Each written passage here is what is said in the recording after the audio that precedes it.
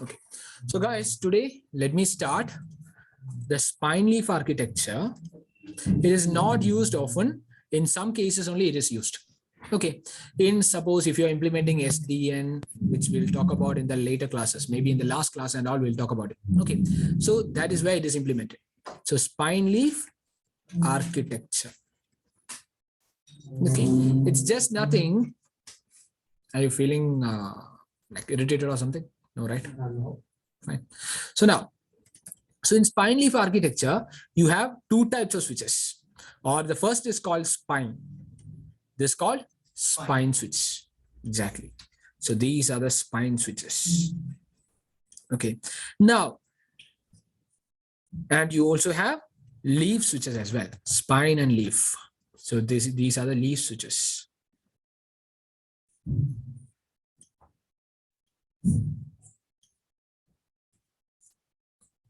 These are the leaf switches. So you got spine as well as leaf switch. Okay. Yes. So now you got spine as well as leaf. Okay. So the spine here, yes, guys.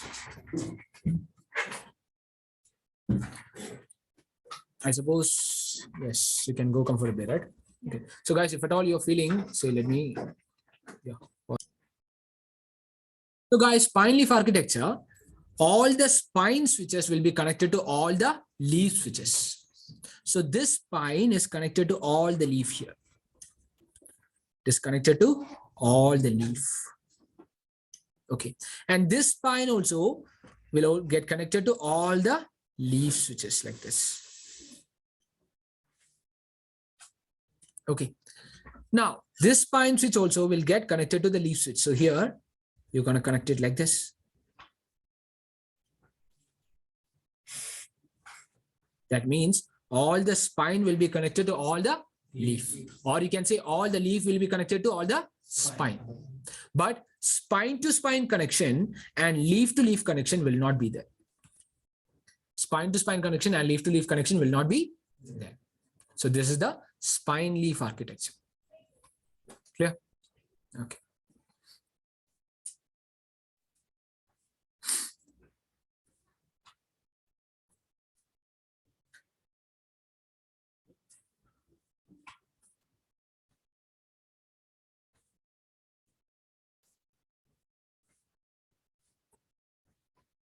Okay.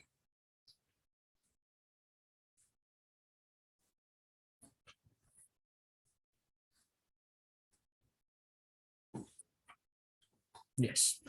Now, so this is the spine leaf architecture, and then we'll go to the next slide, which I suppose I'll be teaching you the type of devices. Okay, the device type. Okay, so you can write device types.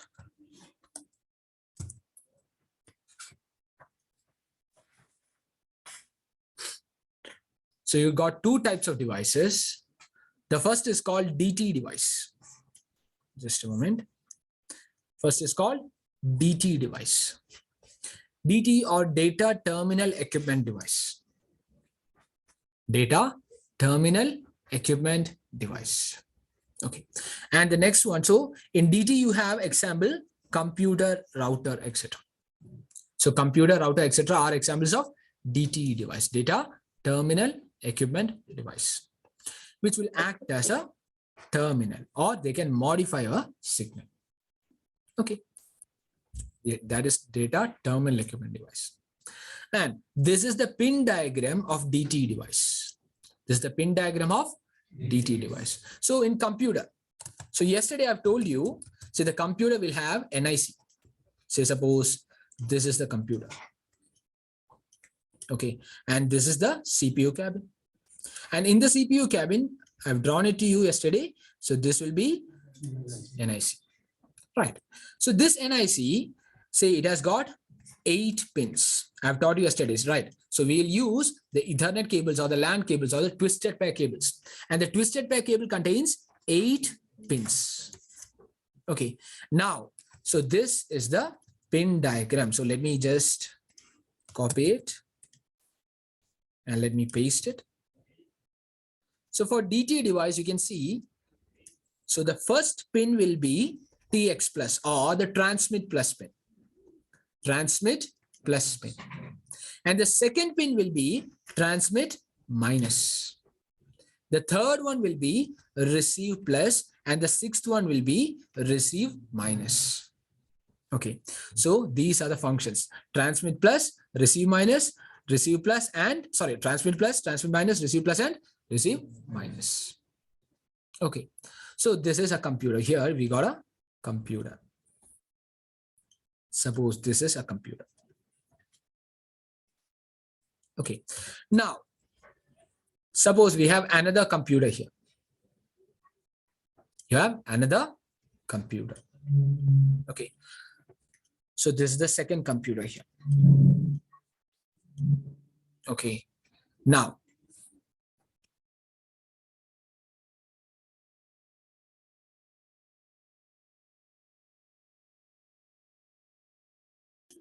so guys, this is the first computer and this is the second computer.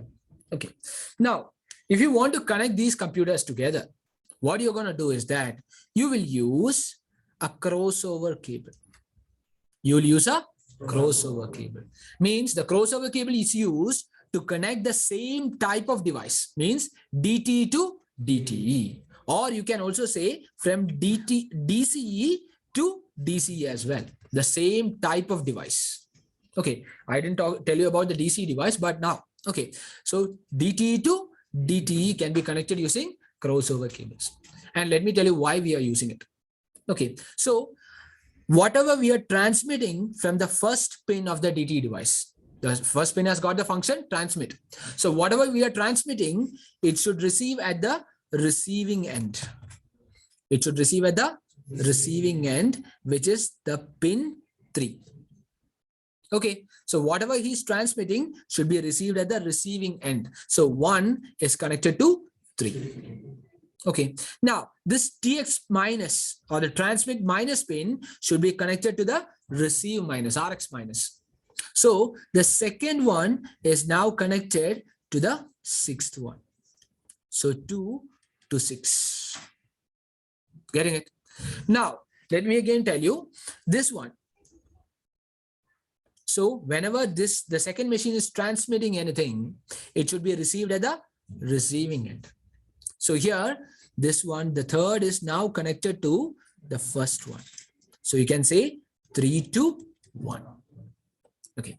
Now, again, whatever he's transmitting through transmit minus pin should be received at the receiving minus pin. So it means 6 should be connected to 2 here. Okay. So 6 to 2. So that's why we are using the crossover cable. Clear?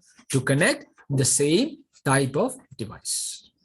Okay, so you can write it down. The crossover cable is used to connect the same type of device.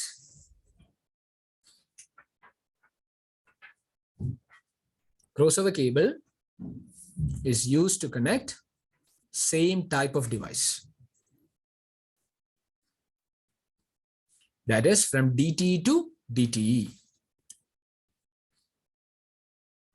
DTE to DTE. Or from DCE to DCE as well. Or DCE to DCE. Okay. DCE. DCE to DCE. Okay. Let me tell you. So I've told you about DT devices. Okay. Now you got DTE and DCE also. So DCE means data communication equipment device. Data communication equipment device.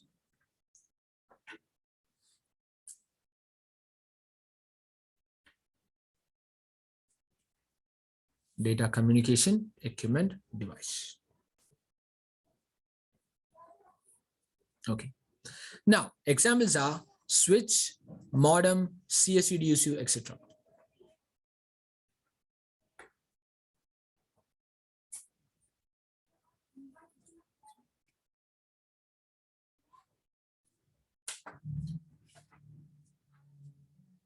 Okay. Now, so here DC device also has got the pin layout. So let me take the pin layout here.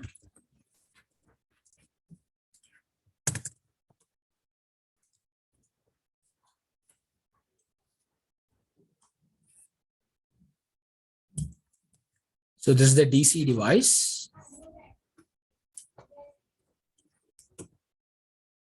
I'll give you time, say here.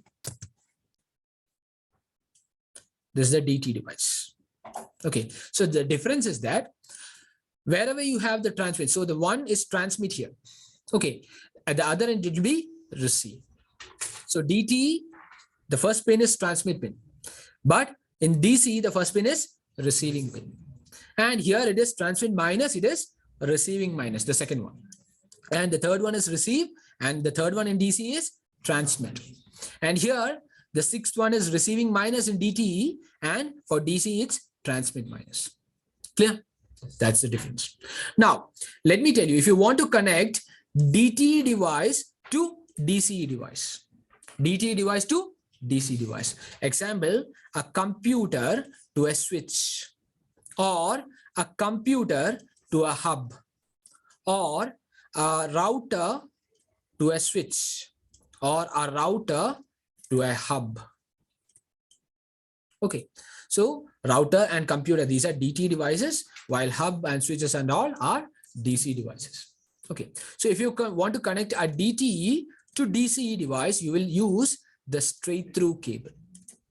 You will use the straight through cable. It means, say, first pin will be going to the first pin itself. The second pin will be going to the second pin itself. Third will be going to the third, and sixth will be going to the sixth. Okay, so let me show it to you here. The transmit pin, or whatever he is transmitting from transmit plus, needs to go to the receive plus. So that means the first should go to the first one.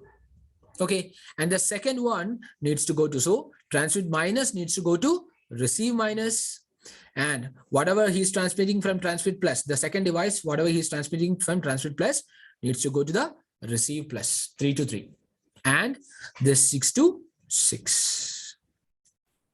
Clear? So this is the, or to connect from DT to DC, we'll use straight through cable.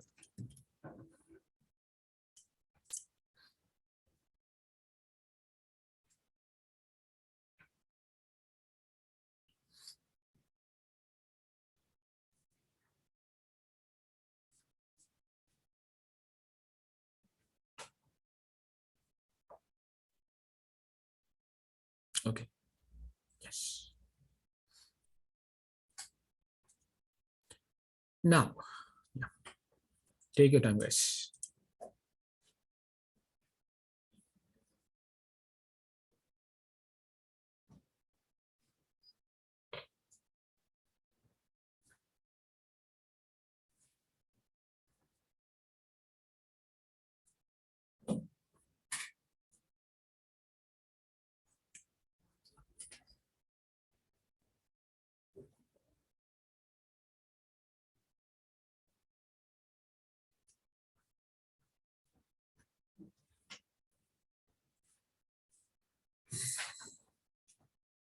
Shall I? Okay. Now, so let me again tell you. So this is the thing. So to connect the same type of device from DT to DTE, or yes, DC to DCE, the straight through, sorry, no, the crossover is used. Crossover cable is used. Now, to connect from DT to DCE, straight through is used. So that means if you want to connect a computer to a computer, which are both are DT devices, right? Both are DT. So here you will use the crossover cable. It means the first end should be crimped using 568A, and the other end should be crimped using 568B. But in some cases, let me again tell you, if you want to connect two computers, nowadays, if you connect the straight through also, it will work. If you connect the straight through cable also, it will work. That's a new feature. So it means if you use the different, or if you use the different cables as well, say, it may work. because now these computers have a property, or a new technology has come up, something like auto MDX, okay, which will reverse the pin functions, which will change the pin functions. Okay, just to let you know, I'm telling it. Okay, so nowadays you can say this straight through or crossover, anything can be used to connect the devices. Clear? Okay. Now, so this is the function of straight through cable and the crossover cable. And yesterday you have studied one more cable, right? Rollover cable. It's rollover cable.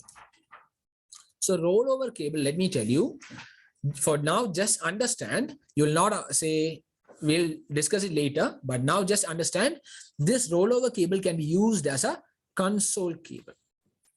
It can be used as a console cable. Regarding the console and all, we'll talk about later.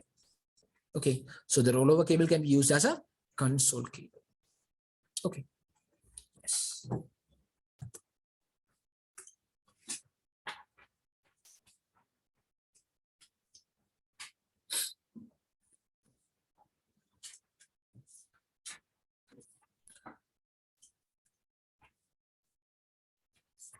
So we have discussed those things now.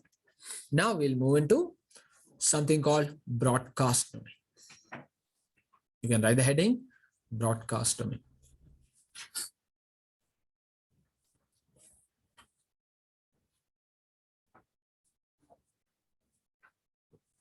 Okay. Now, so let me tell you, suppose if you have computers, so this is our classroom. Suppose this is our classroom, and our classroom has got multiple computers here. And these computers or servers can be connected to a switch. And from the switch, it can be connected to a router. Similarly, you have, suppose this is our, say, this, suppose our classroom or this building. Okay. Suppose you have another networker's home, suppose in Delhi. So again, they have some computers here, which would be connected to a switch and then to a router. Suppose we have another branch here, suppose in Mumbai. Okay, these computers are there and computers can be connected to a switch, then to the router. Now, let me tell you. So suppose this computer is sending a broadcast. It is sending a broadcast. This broadcast will travel to the switch, and the switch, what he will do is that the switch will flood it. He will flood it. It means he will forward it to all the interfaces, excluding the source interface. Clear? So now this process is called flooding, and this broadcasted message will reach up to the router interface. It will reach up to the router interface, and the router will not forward the broadcast to any other interface. So that means the limit of the broadcast, it is up to here. Up to the router is the limit of the broadcast, right? Say again, if this machine is sending a broadcast, the switch will flood it. It will send it to all the machines over here, including to the router, right? And it can go up to the router. So this is the limit of that broadcast. Okay, so this can be called as a broadcast domain. The limit up to which the broadcast can travel is called broadcast domain. Okay, so this is a broadcast domain. This is also a broadcast domain. Okay.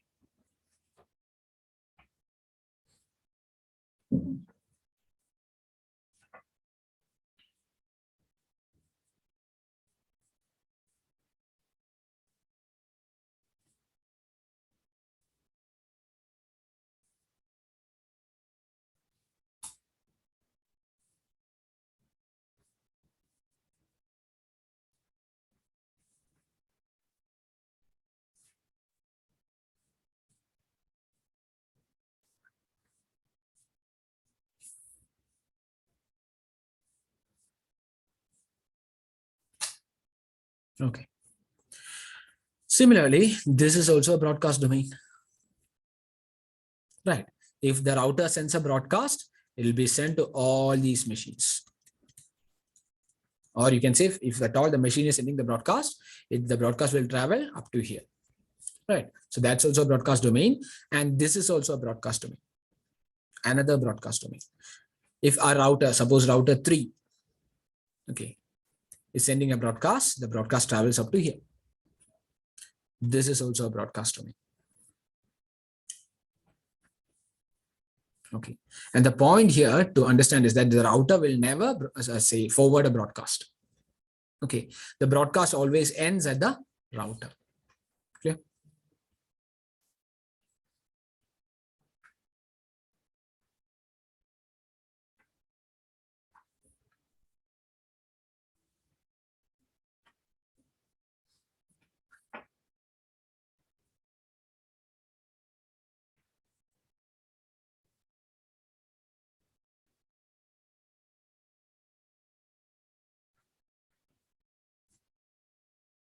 Done.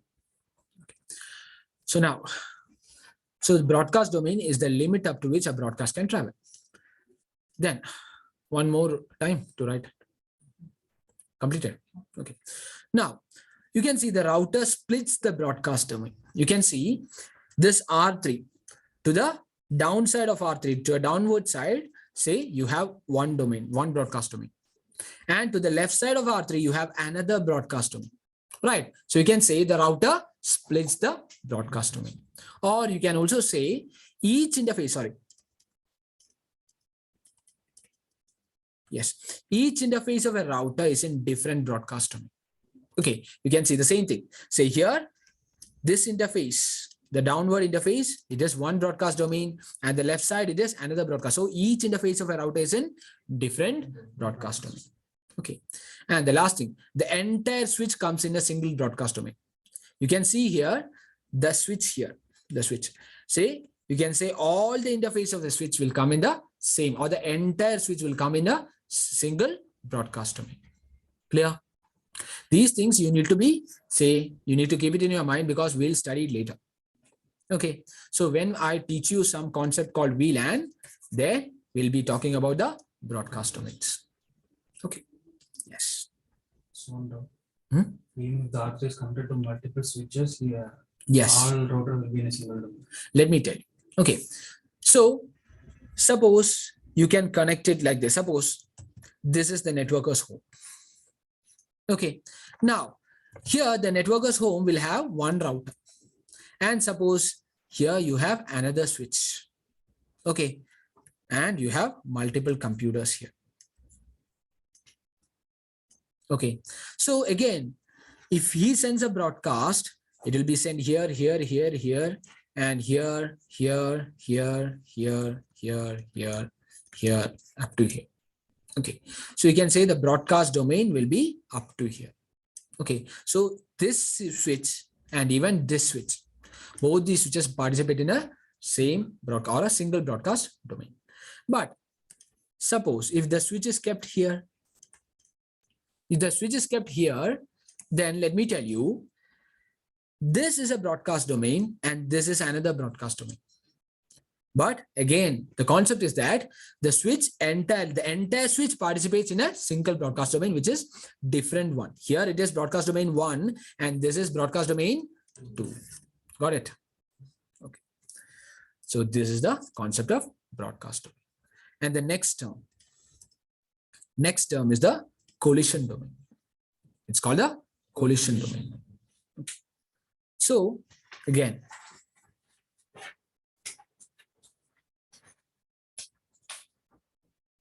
collision domain.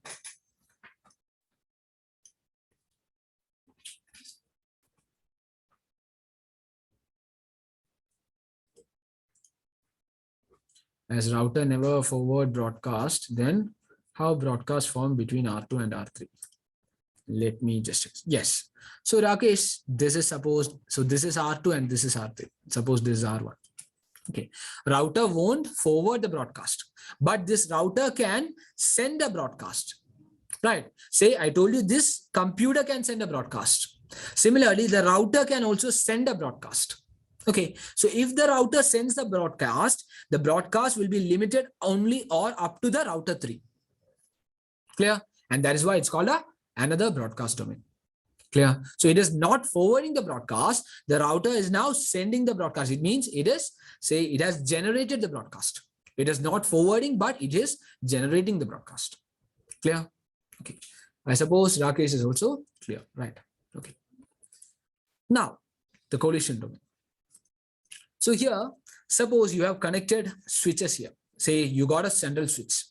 And to the switch, to the left side of the switch, you have connected a hub.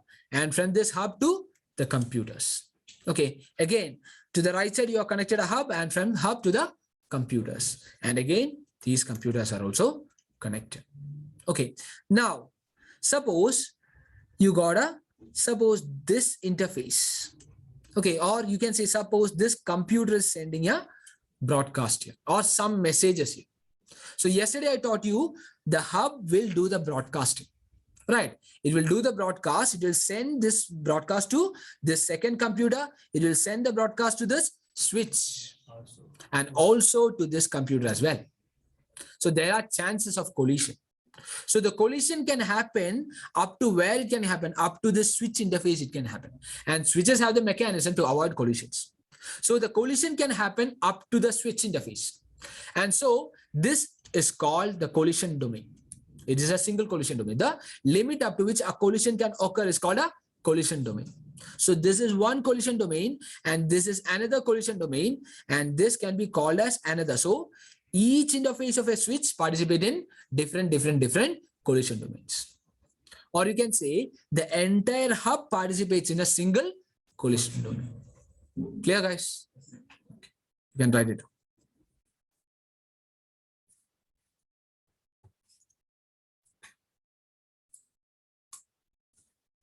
So Subhash has a question. So we'll come to that, Subhash. Just a moment.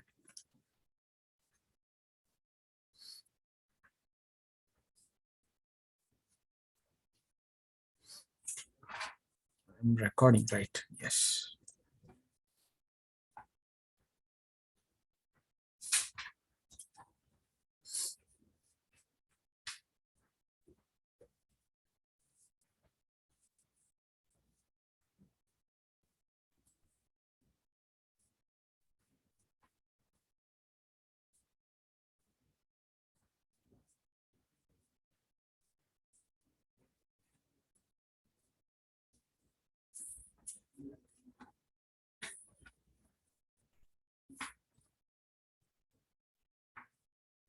And these things are all, it's already, so I suppose I've already shared the PowerPoint. It's already there in the PowerPoint.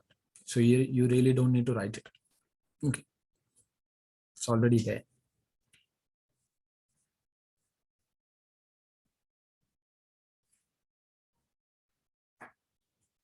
Okay. Any doubts in this one, collision domain? Okay. So now Subhash has asked a question. Let me go to the question. And it was about the broadcast domain. Okay, what is the maximum number of broadcast domain the router can hold? That depends upon the router's interface. So if a router has two interfaces, then the two interfaces will be in two broadcast domains or different broadcast domains. So if it only has two interfaces, then it has got two broadcast domain. If it has three interfaces, definitely, obviously, there are three broadcast domains. Clear, Subhash?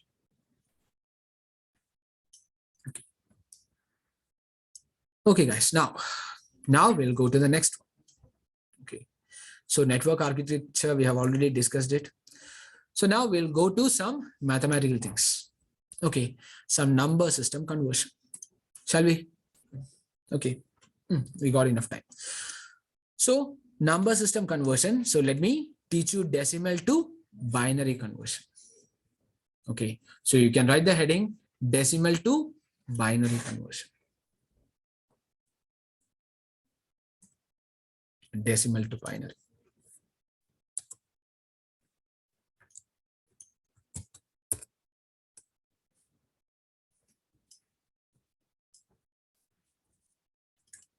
So decimal to binary. So who will say a decimal number? 11. 11. Again, greater one. 96. 96. Okay.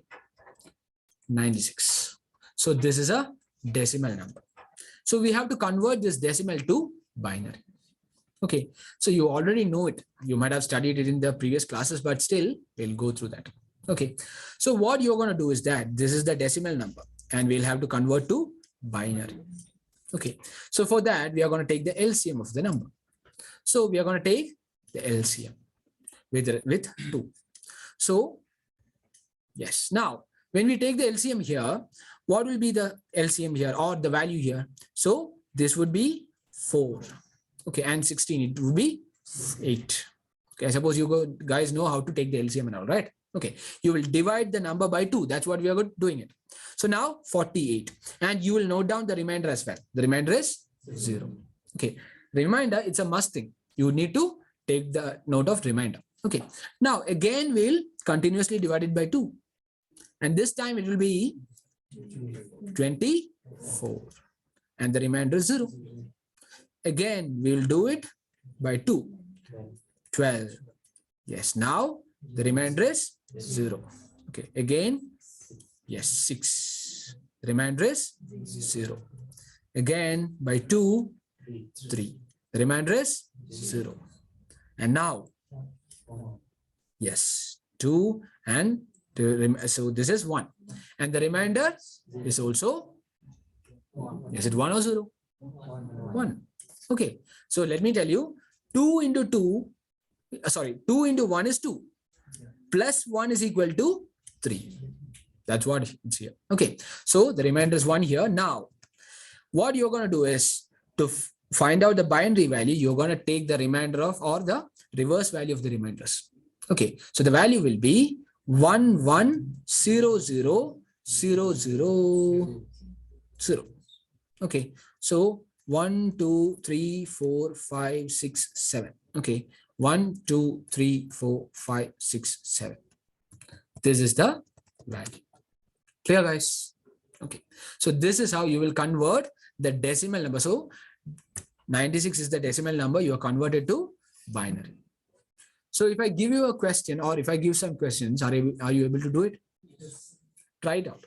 Okay, even if you are weak in maths, also no, nothing, say, even if it goes wrong, also no issues. Okay, so now let me give you some problems here. So you can note it down. If you want to write it, you can write it down. And let me give you some questions also.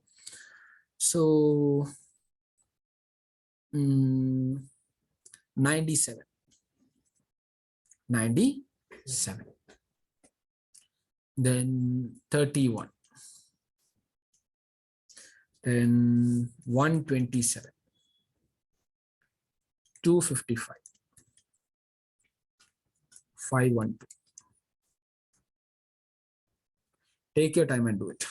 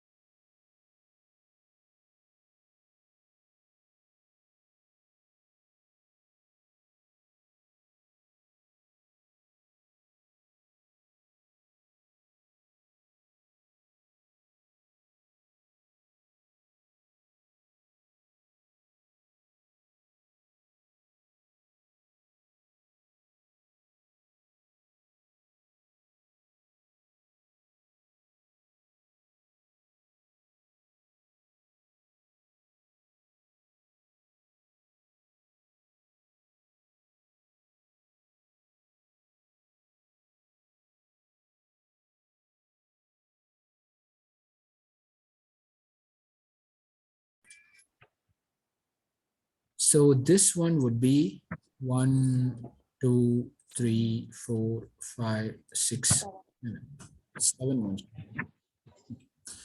This would be 1, 2, 3, 4. How much? How much ones? 8. How many ones? 8 ones. Exactly. 1, 2, 3, 4, 5, 6, 7, 8. Okay. And what about 5, 1, 2? 1 9 0. 1 8 zeros or 9 zeros? 9 0. Sure. Anyone going with 8 zeros? 9 0. Anyone going with, who are going with the 9 zeros? Just raise your hands. 1, 2. Yes. 9 zeros. Okay. So 1, 2, 3, 4, 5, 6, 7, 8, 9. Okay. So you guys know how to do it, I suppose, right? I suppose everyone might have able to do at least up to 31, right? So anyone who was not able to do at least up to 31? No? Okay, then well and good. So if you are able to do at least up to 31, that means you know how to do it. Okay, but you need to practice. Okay, so no issues. So let me give you some questions maybe. Okay, after practice, not now, I'll give you some questions. You can go home and practice. Okay, suppose, let me give you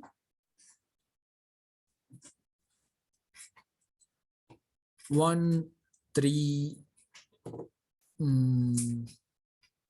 7,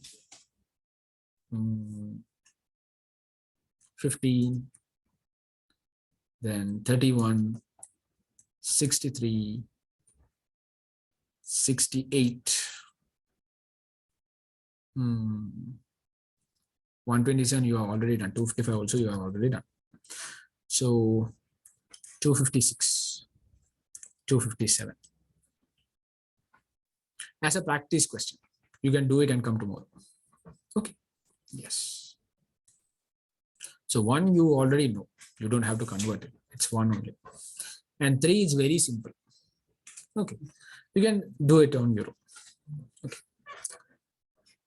Now, so now we'll do the reverse, right? Say we have converted the decimal to binary. Now we'll go with binary to decimal. Shall we? Okay. So let me take a value. Okay. 1101, 1101. This is the value.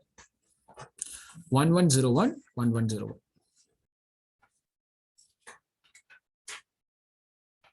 I have to convert this binary to decimal. Okay.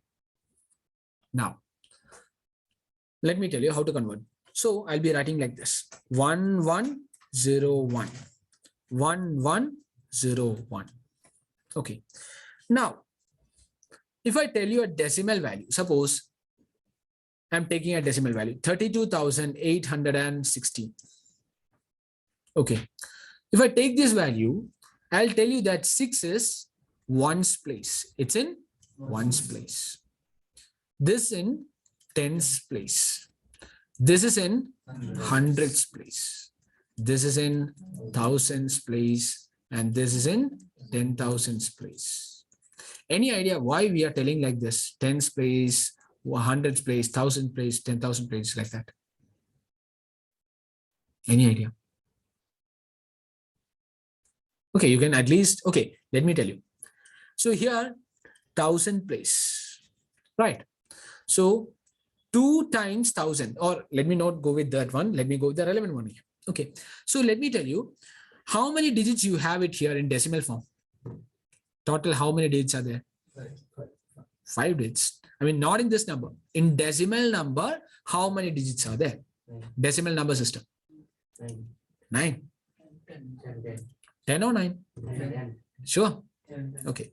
0 to 9. So 10 values are there. Okay. 10 values are there. Yes, 10. So now, let me tell you. So if I write 32,816. Okay. So you got 10. So you can call the base is equal to 10. The base is equal to 10. You might have studied the logarithm and all, right? Base 10, those things and all. Okay. Now, let me tell you. So this value is 10 raised to 0th value. It is 10 raised to 0th value. Now, this is 10 raised to first value, 10 raised to 1. And this is 10 raised to second value. This is 10 raised to third value. This is 10 raised to 4. That is why we are getting it. So any number raised to 0, the value is 1. Now, 10 raised to 1 means it is 10 only. Now, 10 square, it means 100. And 10 cube means 1,000. And 10 raised to 4 means 10,000. That is how you are getting these values, right? Similarly, if I write the binary value here, if I write a binary value, how many digits you have got in binary? Total number of digits in binary number system? Only 2, 0 and 1. So the base is equal to 2. 2 is the base. So you can write it like this. The value can be 2 raised to 0. Then this value can be 2 raised to 1. This is 2 raised to 2. This is 2 raised to 3, 2 raised to 4, 2 raised to 5, 2 raised to 6, and 2 raised to 7 values. So if you calculate those values, say 2 raised to first value, or this value would be any number raised to 0, the value is 1. Okay, so this value is 1 here. Okay, so now just a moment.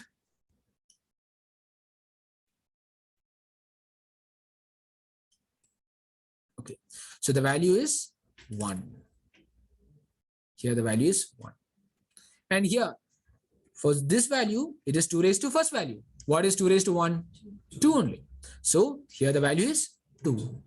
Now 2 square, the value is 4. Okay, so if I write yes, 4, so this is 2, 4, 8, 16, 32, 64, 128. Like that it goes. Okay, so now if you want to write the decimal value of this binary, this is the binary number. If you want to convert it to decimal, let me tell you what you're going to do is you're going to add these wherever you have 1. Wherever you have 1, you're going to take that value and add it. That's it. So you got a 1 here and the value of 1 is 128. So you will add 128 plus the next one, it is 64. So 64 plus this value. Do we need to add this value? No, because we have 0 there and that value will not be considered. Okay, and this value, and what is the value? 16. So we'll add 16. Then the next value 8. Then again the next value is 4. Then again 1.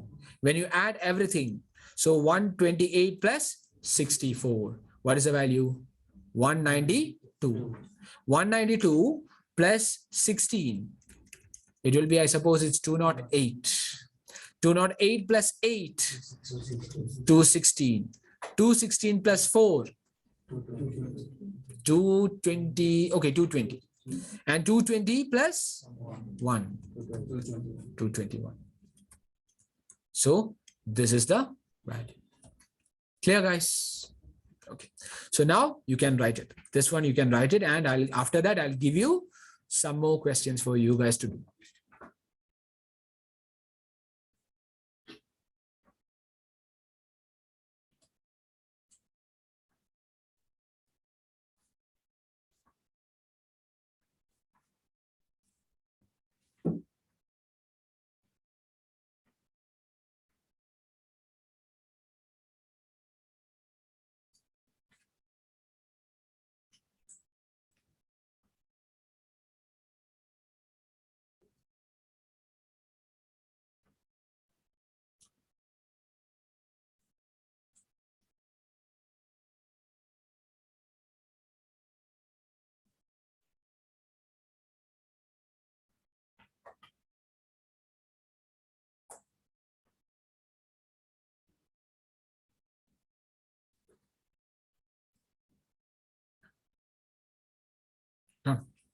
Okay.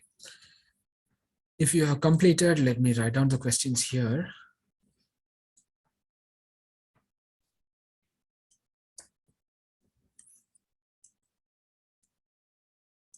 Just a minute, guys.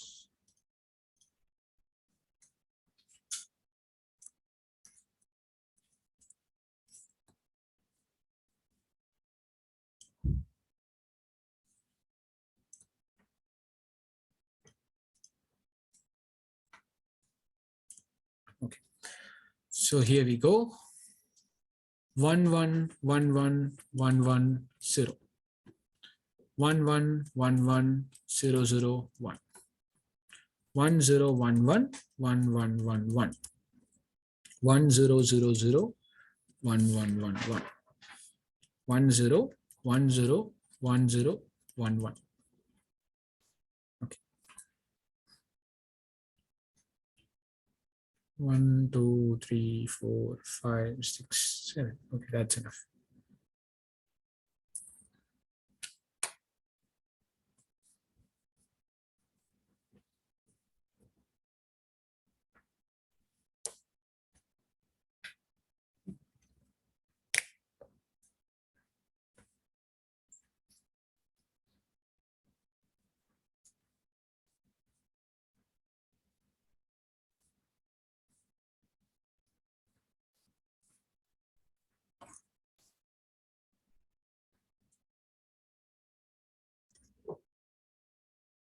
So guys, again, if at all you are still lagging, no issues. This happens. Okay. At least if you are able to do it up to the third one. Okay, then that's fine. So here, this value would be 1, 2, 3, 4, 5, 6, 7. Right. What is the first one? 126. Yes. Yes, 126. Now, 1, 2, 3, 4, 5, 6, 7. What is this value? 120. Let me calculate. Yes, 121. Okay. Now, what is the third value?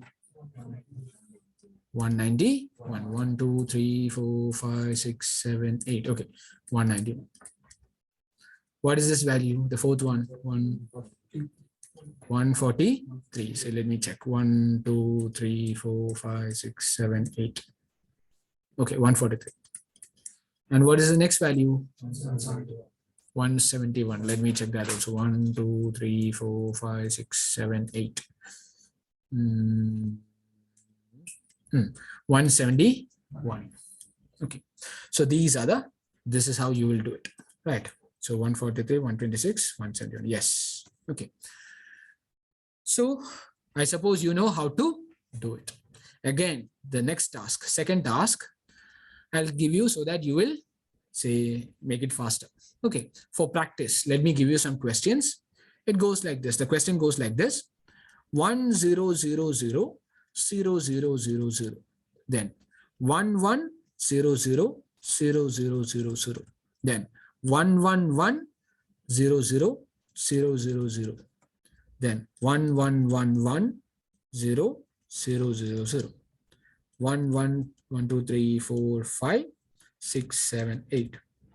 1, 2, 3, 4, 5, 6, 7, 8. 1, 2, 3, 4, 5, 6, 7, 8. And the last one, obviously, you can guess. Everything would be 1. 1, 2, 3, 4, 5, 6, 7, 8. Okay. So can you calculate this one?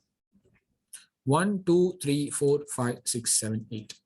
If all the 8 bits are 1, can you calculate what is the value? I got different values. 128, and there it's 255, there 128. Yes, 256. Okay. You got 256, 255, and 128. Any other answers? Any other guesses? I suppose he has not guessed it. He has calculated. The answer is 255, but again, okay. So if all the 8 ones come, then the value is 255. Okay. And we can calculate it. Okay. So here, let me calculate it for you.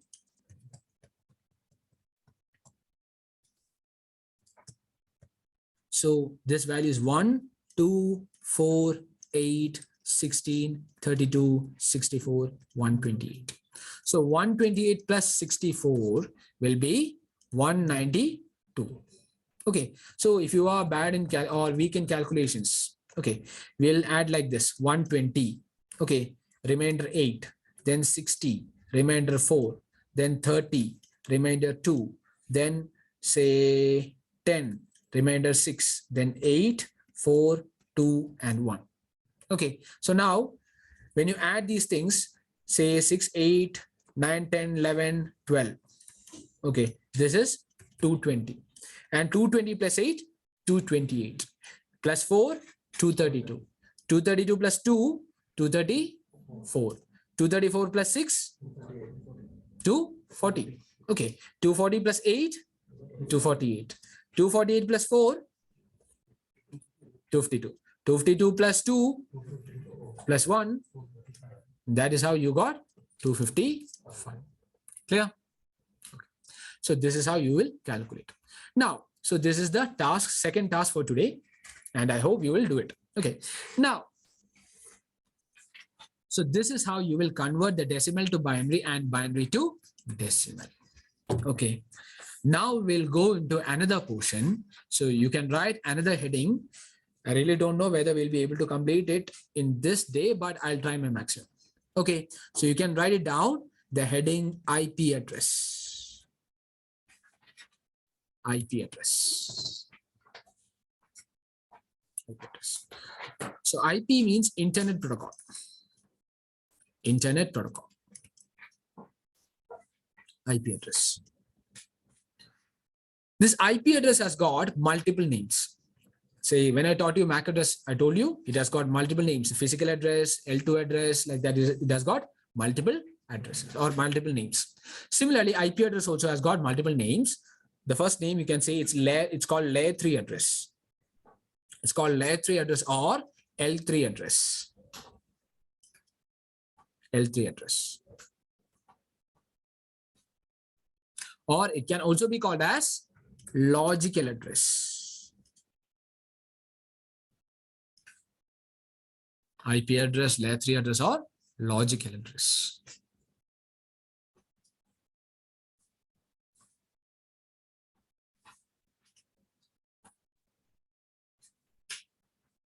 Okay.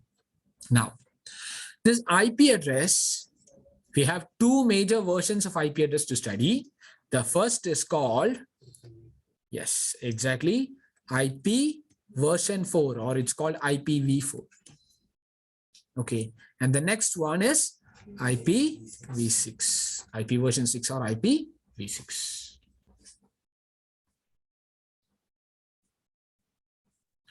IP version 4, it's a 32-bit address. It means it consists of 32 ones and zeros. And it is represented using hexadecimal, sorry, not hexadecimal, it's represented using dotted decimal notation, or it's called DDN, or represented using DDN, dotted decimal notation.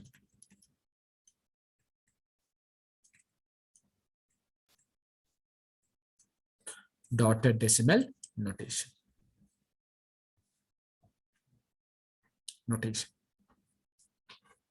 Okay. While IPv6, it's 128-bit address. It's 128-bit address. And it is represented in hexadecimal format. Hexadecimal format. Okay. Now, in this section, we'll be talking about IPv4. Later, we'll talk about IPv6. Okay, so you can write the heading IPv4. IPv4.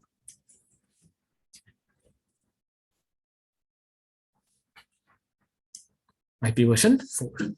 So, talking about IPv4, it's a 32-bit address.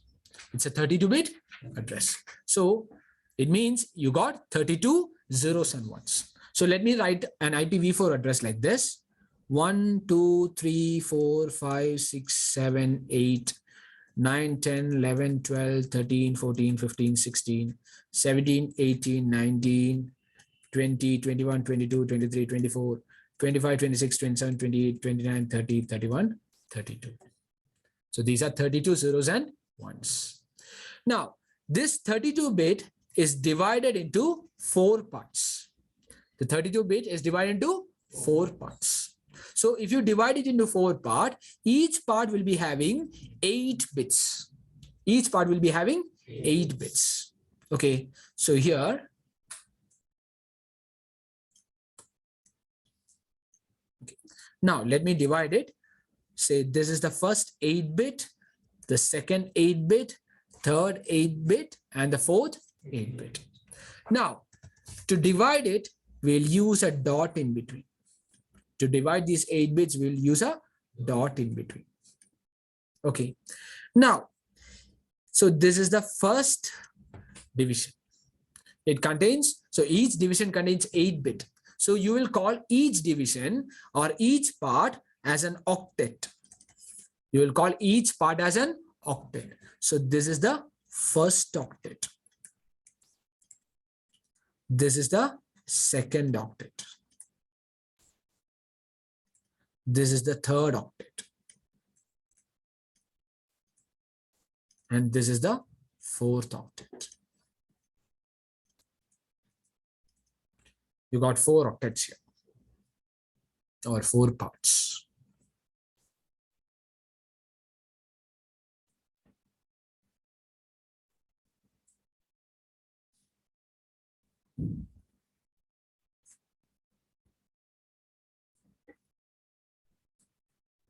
Okay.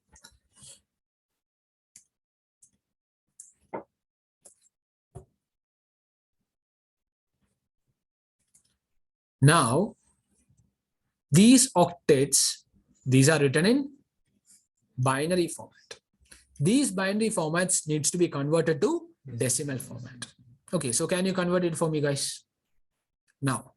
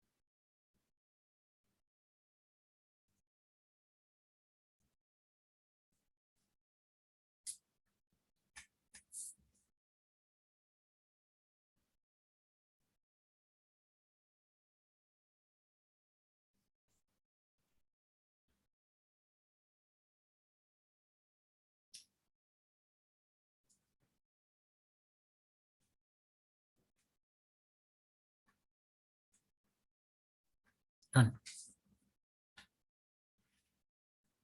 Done.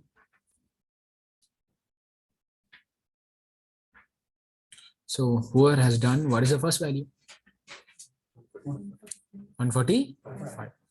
Yes. 145. Then the second value, 8 or 16. Again, I got a 16, but the value is 8 only. Okay. And what about the third one? 240. Exactly. 120. So these are the address. And again, no worries, guys. If at all you are not able to do, no worries. Later you can complete. Okay. So the first octet, when you convert it, it will become 145.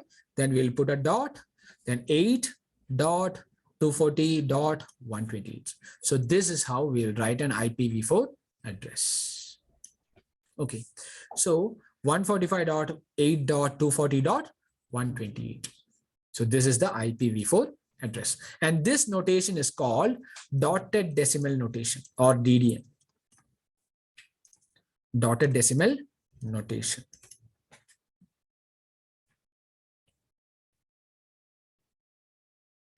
Okay, because we use dot and also we have represented the numbers using decimal.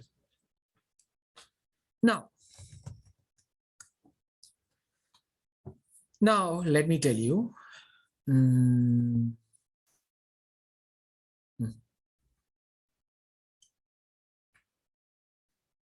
I was thinking about a name. Okay. I couldn't get any other names other than the usual ones. Sachin Tendulkar.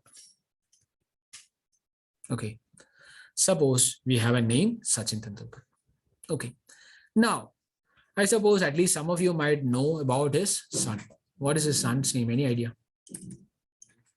Arjun Tendulkar. Okay. Or his daughter, I suppose it's Sara Tendulkar. And his wife, I suppose it's Anjali Tendulkar. Anjali, I don't know whether it's Tendulkar or not. Suppose it's Tendulkar. Okay. Now, these names you can see, they have a common value, right? They have a common value or they have a common name, Tendulkar. So then Tendulkar is their family. Okay. So this is their family. And these are their individual names. These are their individual names.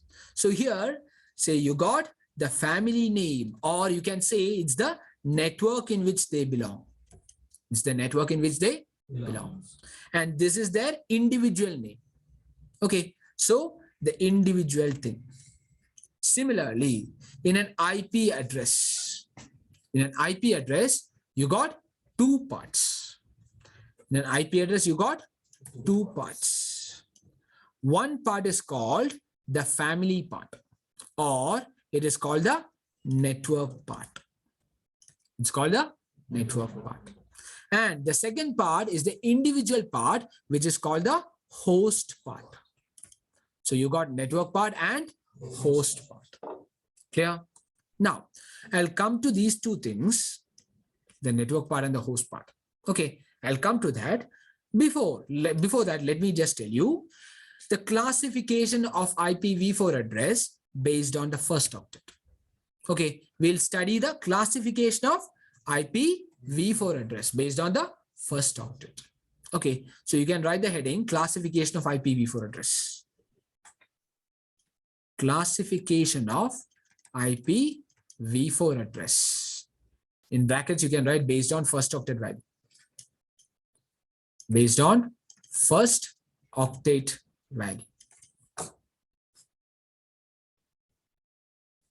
Okay. Now,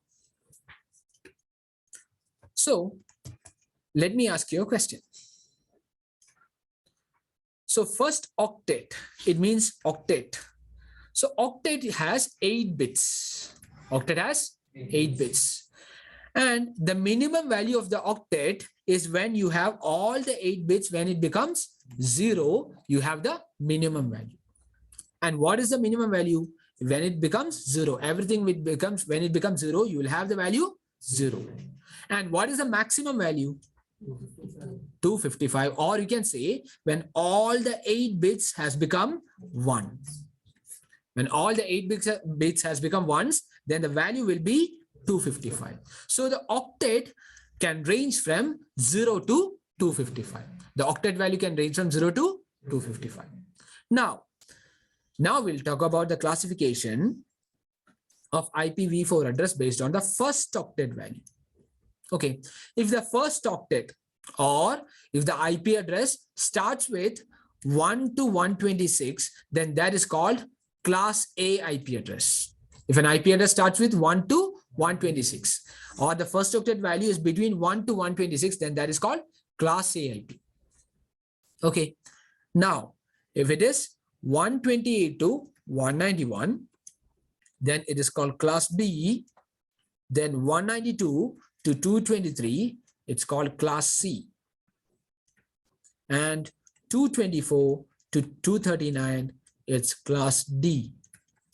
And 240 to 255, it's class E. So you got 5 classes of IP address, IPv4 address.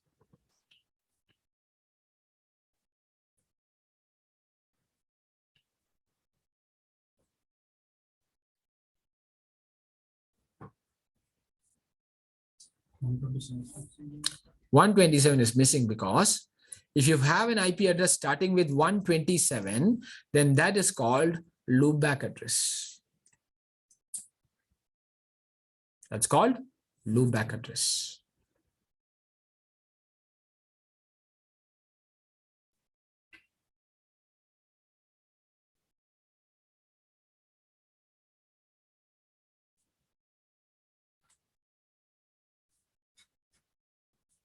Why it's a loopback? Loopback address is used for testing purpose. Okay, it's used for testing purpose. Okay. Now,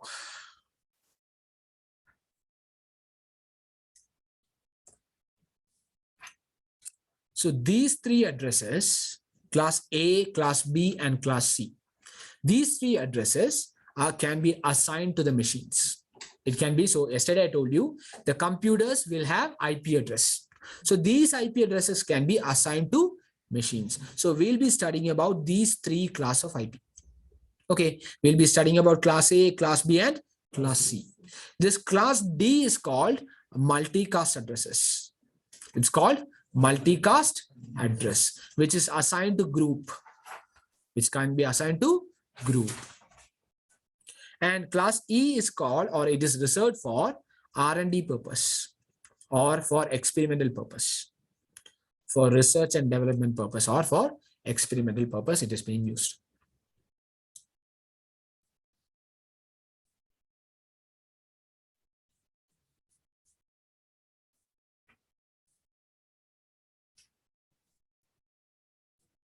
Okay.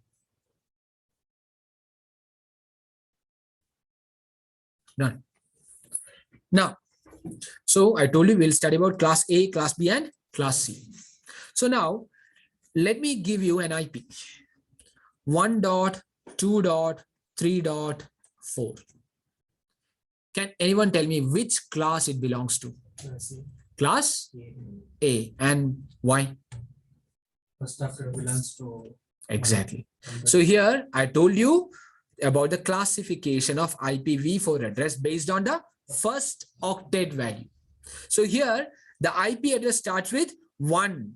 That's the first octet value. And the value here, if the IP address starts with 1 to 126, then that is a class A IP. Clear? Now, if I give you an IP like this, suppose if the IP here, suppose it is here. Suppose the IP is 150.180.130.100. Which class will is it, or which class does this IP belongs to? Class B. Because class B, say if an IP address starts with 128 or from 191, right? So then it is class B. So you can see 150, it's coming under this 128 to 191. So it can be considered as class B IP address. Clear? Now, let me ask a next question here.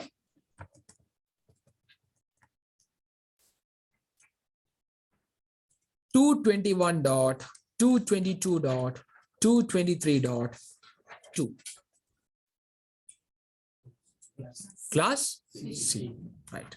So this is class C because it starts with 221.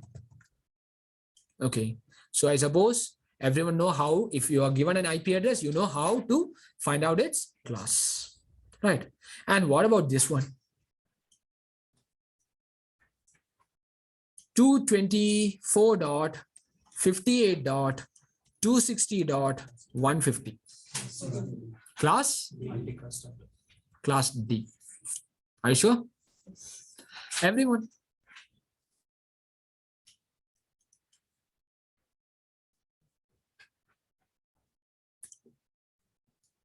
Okay, so Rakesh says yes, he is sure about it. Anyone who is having a different opinion? Class A. So you guys are telling class D, then you are saying class A, then any other answer? Okay, so I would tell you yes. Any other answer? Okay, let me tell you.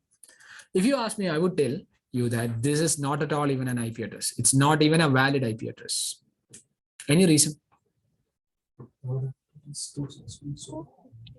Only have up to 255. Exactly. Yes, so the online guys, I can hear some sound, but okay, I don't know whether you have told any answer or not. Let me tell you, because I told you the IP address, say the each, or you can say the maximum value of each octet can be up to 255 only, where this value is 260. So it's an invalid IP, right?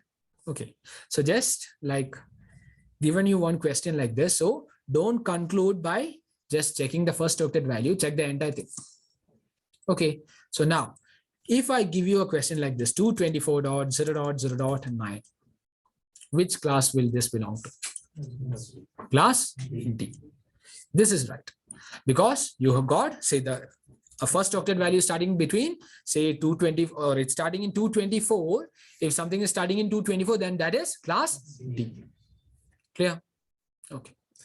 So now this is how you will find the class of an IP address. Okay. Now coming back to something that I've told you. Okay. So I told you an IP address has got two parts, a network part and a host part. Okay. Now regarding class A. So regarding class A IP. So this is the class A IP. 1.2.3.4 is the class A IP. Okay. So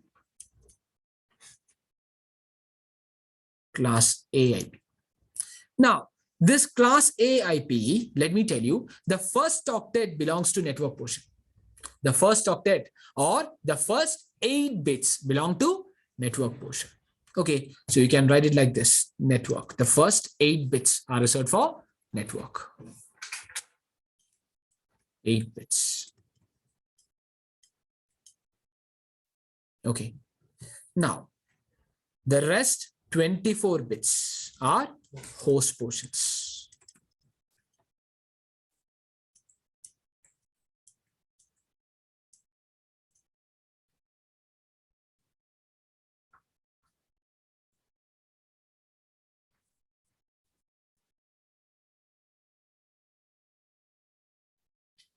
Clear, guys? Okay. Now, this is regarding class A. Now, you got another address, class B address. Class B. Regarding class B address, so here, class B. The first 16 bits are reserved for network portion. The first 16 bits are reserved for network portion. And the last 16 bits are reserved for host portion. Okay, so you can write it like this: network dot host dot host.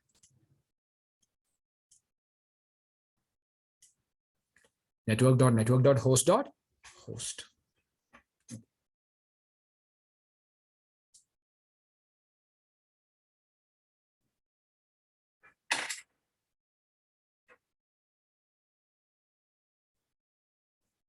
Okay. Now, regarding class C IP. Class C. So this is class C IP. So just a moment, 221, 222, 223, 2. Okay. 221 dot, 222 dot, 223 dot 2. This is a class C IP. Okay. Here, obviously, you can guess the first 24 bits are reserved for network and the last 8 bits are reserved for host. Okay. So it will be in the structure like this: network dot host.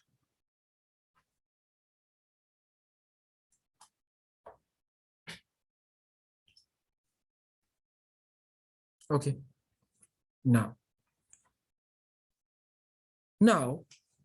let me tell you about a new term. We are going to study about some new terms here. And the first term is called subnet mask. It is called subnet mask. Okay. So subnet mask, it's a 32-bit value. It's a 32-bit value. And it is usually written in decimal format only. Usually written in decimal format.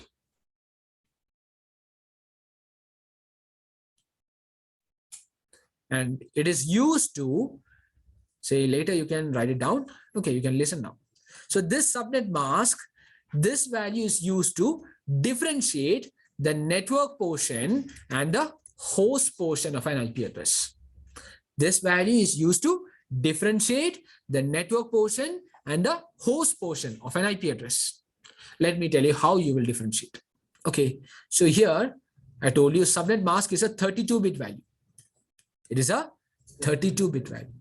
Okay, and when you write subnet mask in binary format, the network portion will be represented using binary ones, and the host portion will be represented using binary zeros.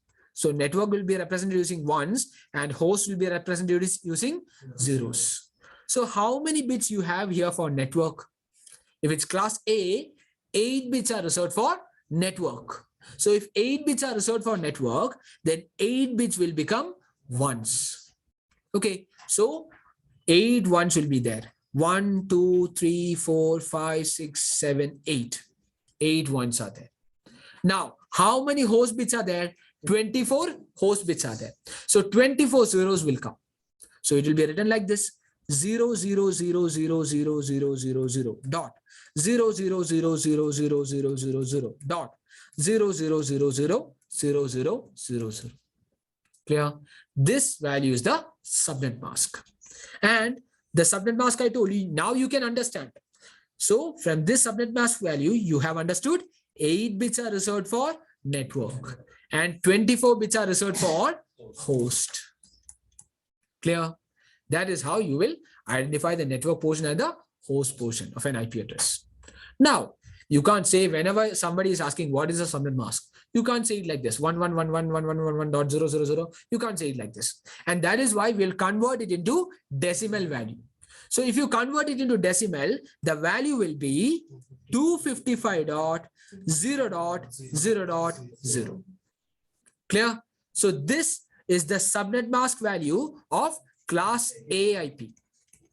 This is the subnet mask value of class AIP. For all the class AIP, the subnet mask value will be this one, 255.0.0.0. So it is called the default subnet mask. The default subnet mask of class A. Clear? Okay, so let me write it down.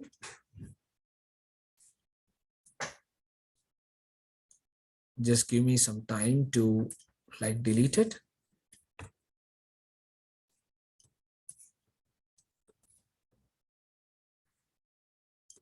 So the default subnet mask for class A is 255.0.0.0. Okay, this is the default subnet mask of class AIP.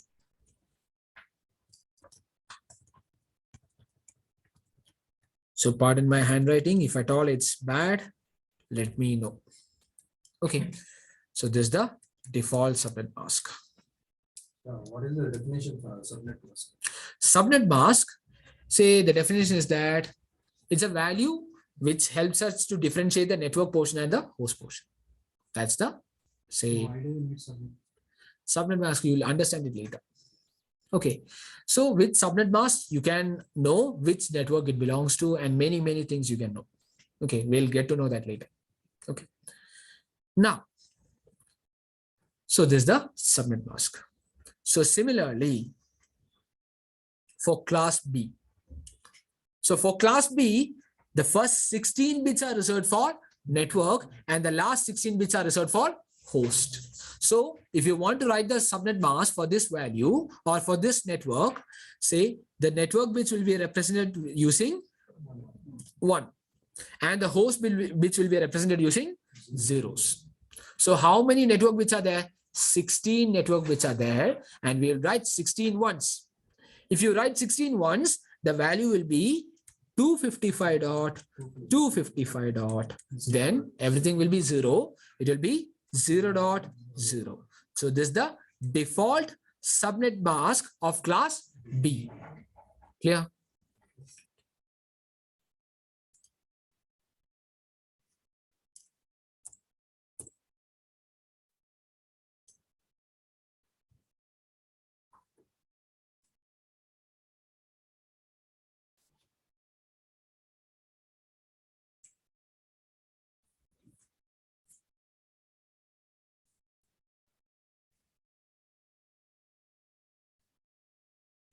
Done.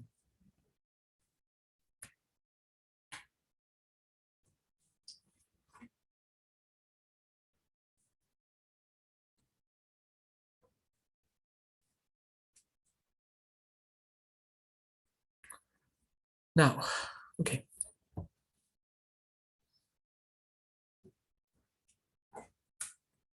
Okay, now we'll go to class C. Can you guess what will be the default subnet mask here? Exactly. So let me tell you the default subnet mask. It would be 255 dot 255 dot 255 dot 0. Because 24 bits are reserved for network portion. So 24 ones will be written. Right. So if you write 24 ones, the value will be 255 dot, 255 dot, 255 dot, and the rest 8 bits will be zeros. So this is the default subnet mask for class C IP. So if I give you any class C IP, this is going to be the default subnet mask. It will not change. Okay. For class C, this will be the default subnet mask. Clear? Okay.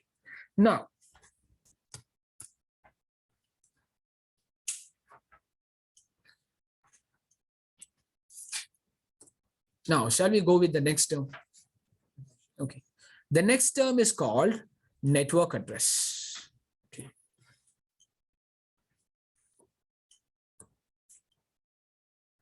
It's called network address.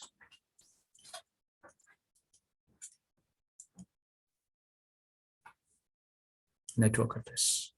Okay. So, about the network address, what is it and all, I'll tell you later. Okay, first let me tell you how to find the network address. So which is the network portion here? So this is the IP address. Okay, so in this IP address, only the first octet is the network portion. Okay, so we will write the network portion exactly like that. We will write the network portion exactly like that. That means the first octet will be written exactly like that.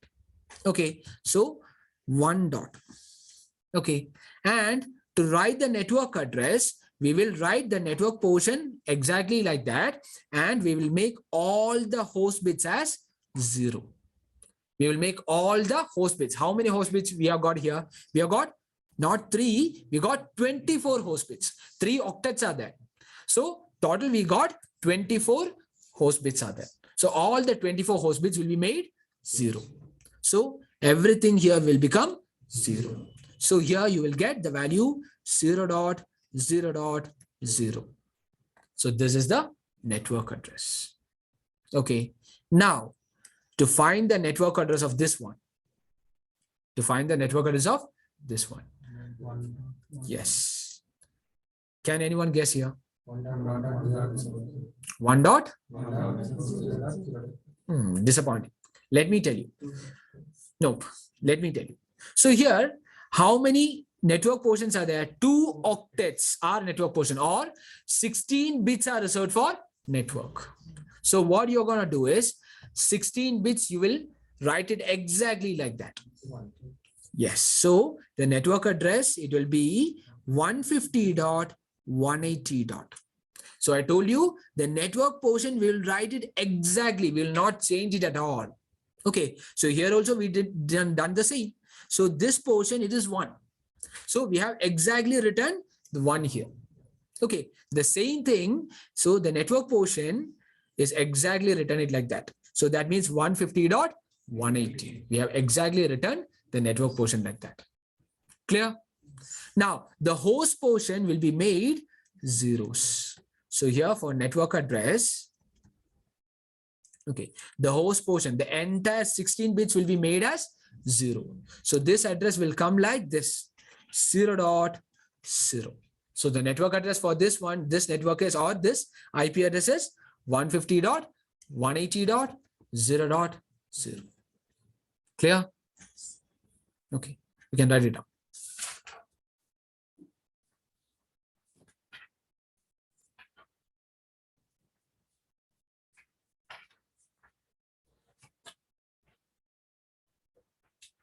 Or guys, I'll give you time to write at the last.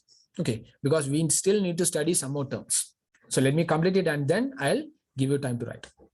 Okay, so I suppose you know how to find the network address. We'll write the network portion exactly like that, and all the host bits will be made zeros.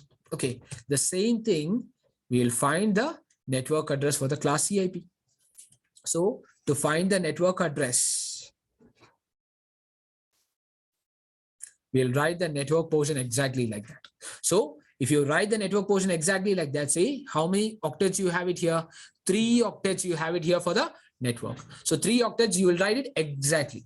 Okay, so you will write it like this: 221 dot 222 dot 223 dot 0. Very good. So this is the network address. Clear? Okay. Now, the next term that you will study is called the broadcast address. It's called the broadcast address. It's broadcast address. To find out the broadcast address, you will make all the host bits as 1. That means the network portion, we'll write it exactly like that. We'll not change it. The network portion will be written exactly like that. Means the network portion is 1. We'll write it exactly like that. And all the host bits will be changed to 1. So how many host bits we have here? How many host bits? 3 octets. 3 octets, or how many bits?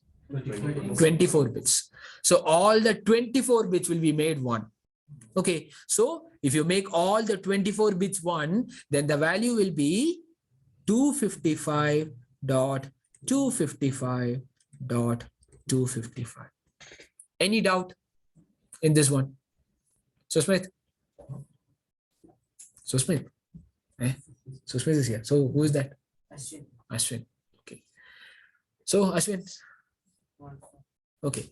Say, let me tell you, to write the broadcast address, we will write the network portion exactly like this. So we have written 1.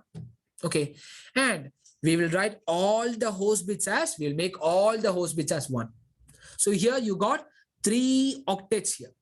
3 octets. In each octet, we have got 8 bits.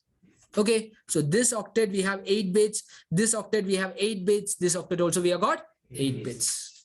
So 8 plus 8 plus 8, 24 bits are there. Now we'll make all the 24 bits as 1. So it is like this: 1 1 1 1 1 1 1 1 dot 1 1 1 1 1 1 1 1 dot 1 1 1 1 1 1 1 1. Okay, if you write it like that, where is it? Okay, so this value will become 255.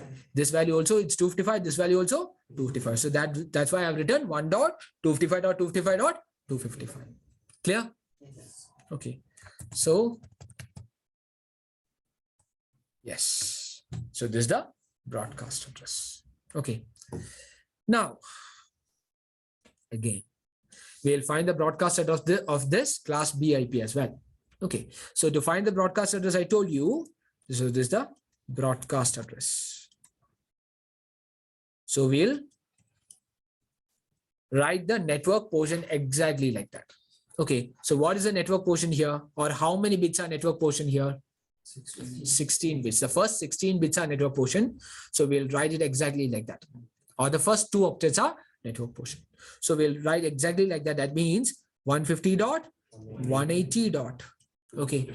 Yes. Now we'll make all the host bits as 0.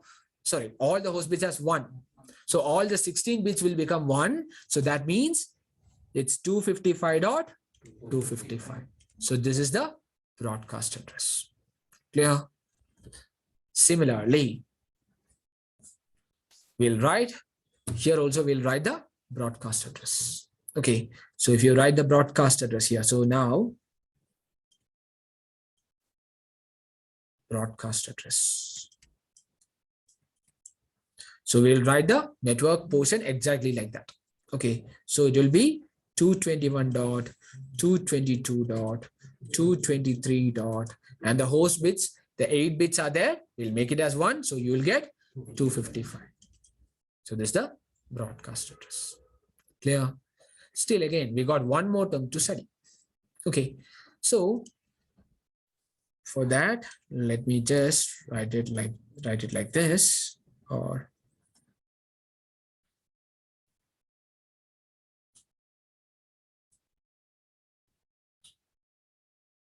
okay.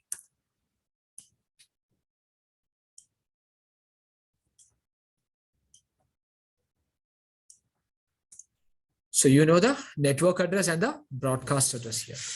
Okay, so here you can see the net. So okay, so the network address is 221.222.223.0, and the broadcast address is 221.222.223.255. In between, you have many multiple addresses. So in between, you have addresses like this: 221.222.223.1, 222.223.223.2.3.4, like that. It goes up to .254. It's up to 254. 255 is the broadcast. Okay, so these addresses which are inside or which are in between the network address and the broadcast address, these addresses are called assignable IP address. Assignable IP address, or it's also called valid IP address. Valid IP address. So you got a range of IP here: valid IP address range or assignable IP address range, which are in between the network address and the broadcast address. So now let me write it here. Say 221.222.223.1 to 221.222.223.254. So this is the assignable IP address range. Assignable IP range, or it's also called valid IP range. Clear? Shall we write the valid IP for the class B and class A? Shall we? I'll give you time to write, guys. Okay. Now, so let me write it like this. Say here,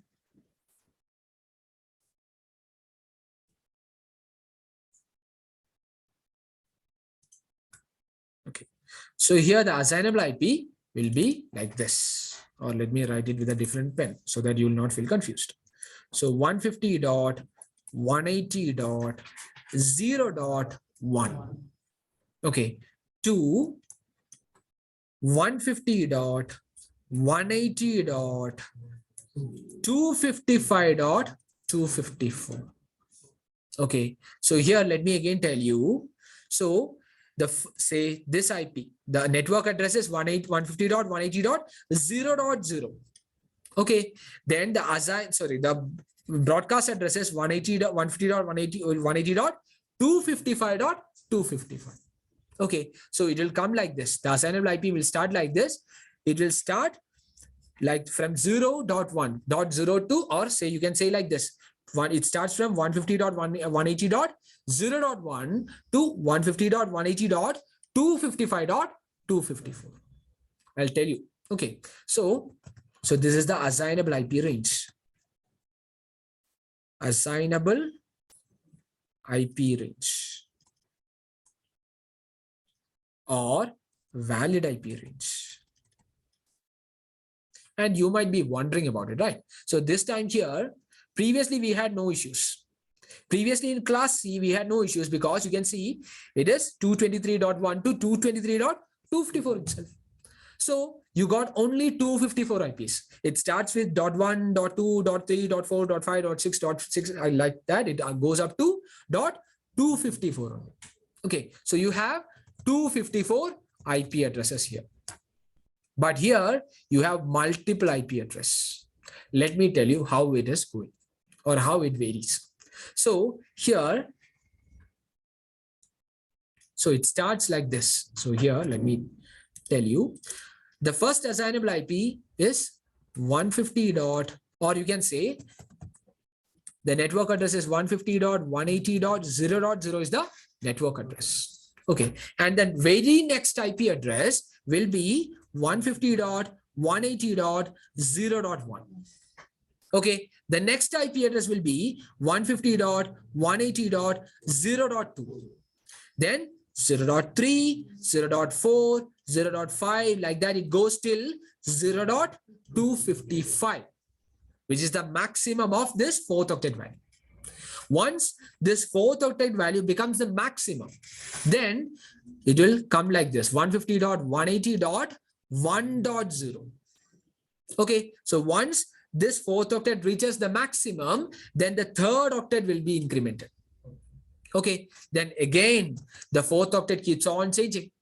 So 150.180.1.1, then 1.2, 1.3, like that it goes up to 1.255. Clear? Then the next address will be 150.180.2.0. Then 2.1, 2.2, like that it goes till 2.255. Then 3.0, 3.1, then up to 3.255. Then so 3.0 to 3.255, then 4.0 to 4.255, then 5.0 to 5.255. Like that, you can see, say every time when the fourth octet becomes maximum, the third octet is incremented. And the third octet is incremented like this, 0, 1, 2, 3, 4, 5, like that, till 255. Okay, so the last address will come like this, 150.180.255.0 will come. Then the next address will be 255.1, 255.2, then it will go up to 255.254. And the last IP, which is the, say, broadcast, will be 150.180.255.255. Clear, guys? This is how the IP addresses change. Any doubts? Ashwin? No? Okay. Did you understood? Okay. Yes. So this is the IP now. So this is the assignable IP. And how many assignable IP you have got here? Let me, so here, you got 254 assignable IPs. You got 254 assignable IPs. Okay. So now let me tell you how to, or maybe later I'll tell you how to calculate the number of IPs. Okay. Now we'll calculate the assignable IP for the class A. For class A, we'll calculate. Okay. So now,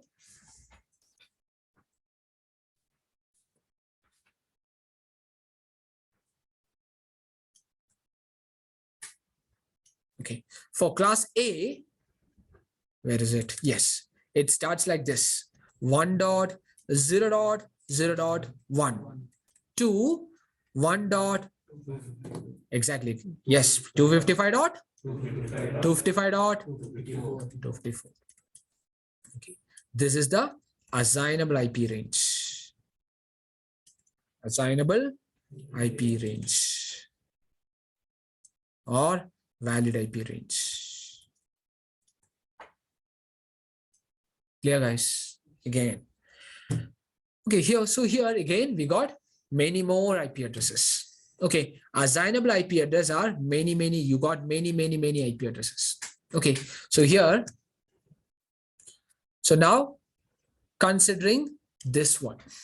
Okay, considering class C, this is class C. Considering this class C IP address, so this is the network address, 221.222.223.0 is the network address. Okay, after this, I'll tell you what is this network and broadcast. Okay, now you can see assignable IPs. There are 254 assignable IPs. Okay, so let me now tell you how to get the number of assignable IPs here. Okay, how many bits you have got it for host portion here? 8 bits you have got it for host portion. Okay, so we have changed the host portion here. Okay, so 8 bits you have it for host portion. So there is an equation. If you have n bits, the equation goes like this. If you have n bits, the total values will be 2 raised to n values. 2 raised to n values. If you have 8 bits, the total values will be 2 raised to 8 values. That means 2 raised to 8 is 256. Okay, but you have 254 IPs here. Only 254 IPs are there. What about the two IPs, guys? Network address and broadcast. Exactly. So the network address and the broadcast address, including the network and the broadcast address, you have 256 assignable, 256 IP. So to find out the assignable IP, you will have to decrease this 2, means the network address and the broadcast address, you will have to exclude it. So you will do like this. It is 256, but you have to minus 2. So that is how you got 254 IP addresses. Clear? Now let me tell you. So class B. In class B, how many portions of host bits are there? 16 host portions are there, or 16 bits of host are there. Right. So here, 16 bits implies 2 raised to 16 IP addresses will be there. Assignable IP will be there. If you calculate, you will have 65,536 IP. Okay, if you calculate 2 raised to 16, you will have this much. Then you will have to decrement 2. So then you will get 65,534 IP addresses. That much assignable IP will be there. Similarly, if you go with class A, 24 host bits are there. 24 host bits. So you will find 2 raised to 24 IP addresses. So that means, I suppose it is around 16,67,000 something will be there. That much IP addresses will be there. Clear, guys? Now, let me again tell you. So, in class C IP, you have only 254 IP. Or in class C, you only have 254 IP. In class B, you have 65,000 IPs. And in class A, you have 16 lakh or something. Okay. Or this class A address can be correlated to a train. It can be correlated to train, where suppose in a single train, suppose 16 lakh people can sit. In a single train, 16 lakh people can sit. Okay.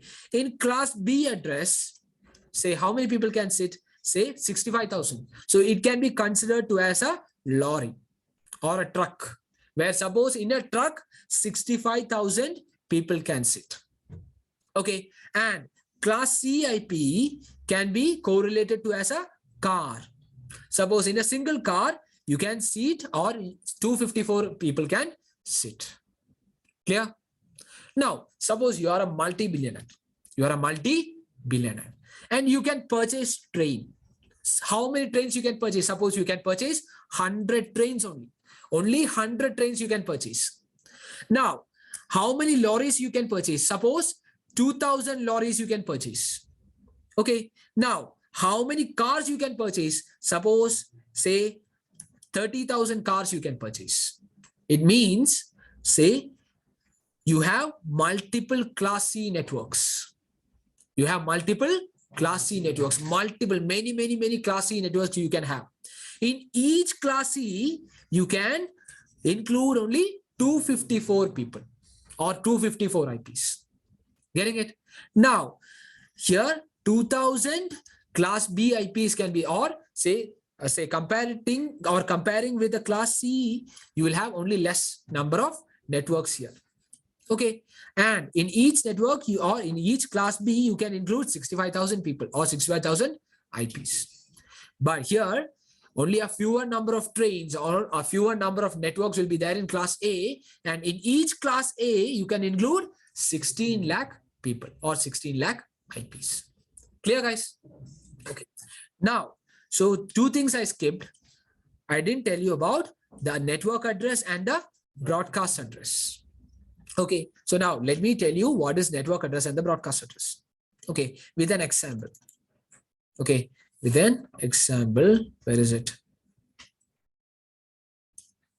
Okay. So now let me take here. Suppose I ask you a question. Which is your classroom? Which is your classroom? Okay. Then you will tell the classroom. Suppose I don't know how many people have noticed this classroom name and all. Say above our door. Okay, just above the door, you can see the classroom name is Everest. Our classroom name is Everest. Everest is our classroom name. Okay. So somebody asks, which is your classroom? Then you're going to answer, my classroom is Everest. Everest is my classroom. Okay. So it can be correlated to as the network address. It can be correlated to as the network address. If I'm given an IP 1.2.3.4, okay, then the network in which, so this is an IP address. This IP belongs to a network. And which is that network? The network is 1.0.0.0 is the network. Okay, so it is the network address. Okay, now suppose, so now coming back to this Everest, those things, the example here. So now, if I say hello students,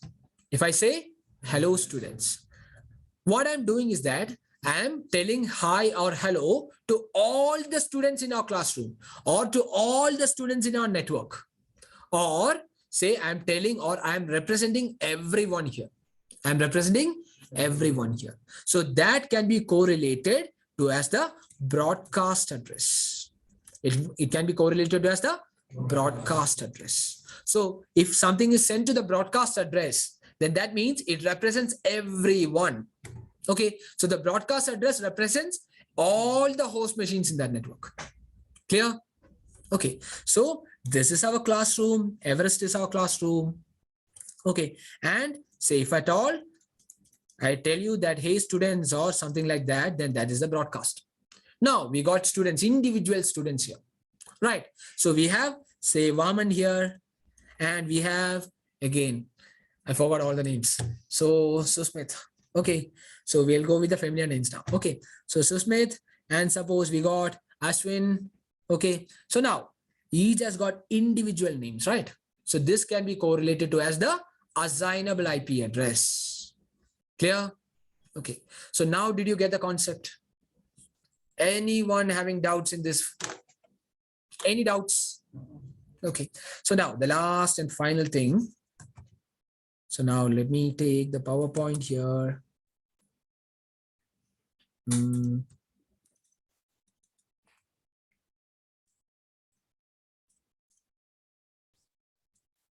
Okay. So this is what I told about the lorry and those things. Okay, so class A, suppose if one network is there, you can include, I suppose it is not 67 lakhs, it's 1 crore 67 lakh, something like that. Okay, so let me tell you like this. So how many class A networks are there? 126 class A networks are there. And in each class A network, you can include 1 crore 67 lakh 77,214 machines. Clear? Okay. Now, class B address. So class B address, how many networks are there? 16,348 networks are there. Okay. And in each network, you can include 65,534 IPs. Okay. Now, class C, when it comes to class C, you have 20 lakhs networks there. Okay. And say in each class C network, only 254 IPs can be placed. Yeah. So these are the exact figures. Okay. So this is the thing. Okay. And let me compare the MAC address and the IP address. Okay. So MAC address, it has got physical names, say different names, physical address, Ethernet, hardware address, Ethernet address, L2 address, and so on. And MAC address, we cannot change it. Not by, say, legitimate methods. Okay, we can't change it. Now, the MAC address is a 48-bit, it's a 48-bit value and is represented using hexadecimal value. Okay, it is burned into the NIC by manufacturer. So this IP address is software address or logical address or L3 address. We can change it. Later, I'll tell you how to change the IP address or how to set the IP address in the computer and all. Okay, remind me, maybe in the next class or something, remind me. Okay, now, so IPv4 address, it's 32-bit address and it is represented in dotted decimal format. And it is assigned by the IP address is assigned by the administrator. Clear? So this is the, and now let me tell you one more thing here. Okay, MAC address can be referred to as the driving license. It can be correlated to as the driving license. And the IP address can be correlated to as the passport. Can be correlated to as the passport. Say, maybe later I'll tell you the difference. Why it can be correlated. The MAC is, MAC is correlated to as the driving license and IP is correlated to as the passport. I'll tell you the reason later. Remind me that. Clear? Okay. So now let me stop recording and then